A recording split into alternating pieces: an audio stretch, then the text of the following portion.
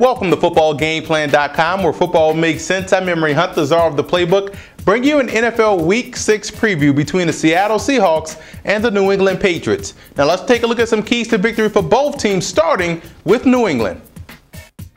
I think the New England Patriots defense will have to play their most disciplined ball game versus the Seattle Seahawks offense. So you look at rookie defensive end Chandler Jones keeping contained on the backside to be aware of those bootlegs and those waggles that'll come out weak side and sprint outs. And also look at the linebackers filling the gaps in the running game, stopping Marshawn Lynch at the line of scrimmage. That's going to be vital versus the inside zone. And Kyle Arrington making sure he holds up his end of the bargain in coverage, as I think they're going to force the Seahawks to go weak side. Now let's go inside the lab to see how the Patriots offense can attack the Seahawks defense.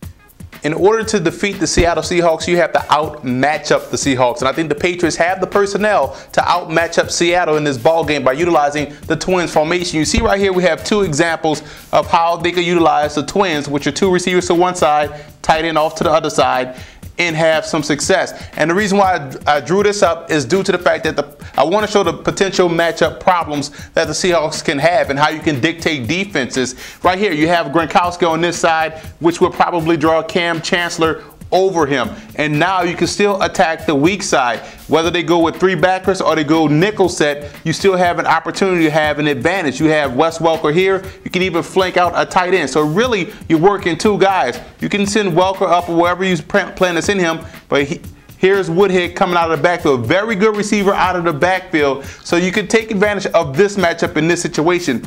Over here, you see we have Gronkowski in the slot, which again, probably would draw Cam Chancellor.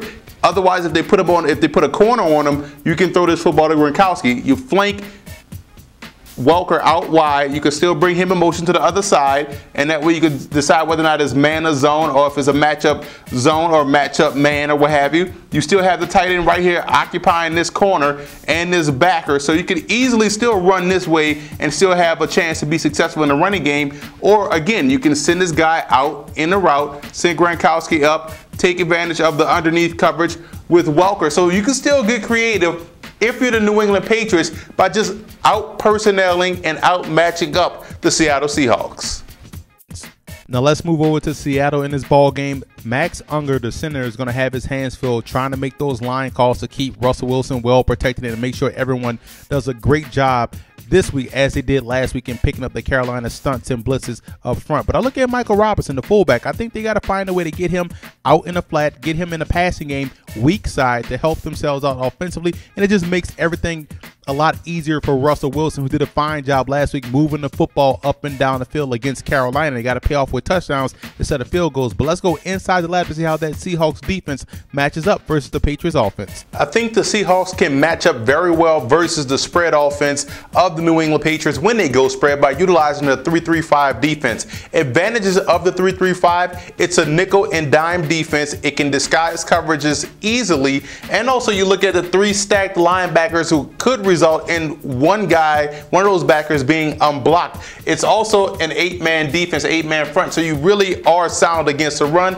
But quiet as kept, with you being strong against the run, you still have 5 defensive backs on the field, which makes you equally as strong versus the pass. So it's a very versatile defense. You see right here, you're putting your best players close to the line of scrimmage. Chancellor on the tight end, which is huge. Your field corner, Sherman, your best cover corner, has to cover the field. Your boundary corner would be Browner, sorry about that. Browner would be your boundary corner. So you see right there, true front would be your rover, a guy that can also be effective on blitzes and also in the intermediate run game. And he's probably going to be drawn on Wes Welker, so he has a tough task. But you notice we have Bruce Irvin coming on the backside, Clemens here, and Bryant is so big and versatile to where he can actually play the nose in his defense. So I think the Seahawks can get creative with their defenses by utilizing a 3-3-5 and matching up very well versus the New England Patriots. And also, if you want to, if they decide they want to flip-flop boundary to slot guy, Browner can easily jump to rover, Trufant can go to the boundary,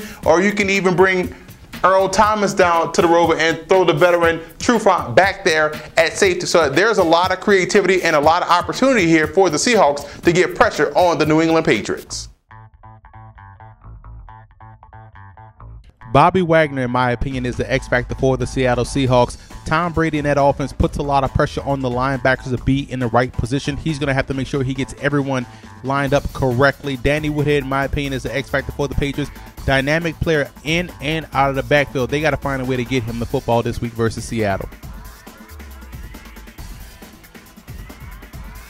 Now let's look at the personnel breakdown in this ball game. And yes, there's a check mark for the quarterbacks by Seattle. It's not saying that Russell Wilson is better or equal to Tom Brady. It's saying that he's not a liability to team success. But the biggest question is, can those receivers and tight ends get open versus this Patriots secondary?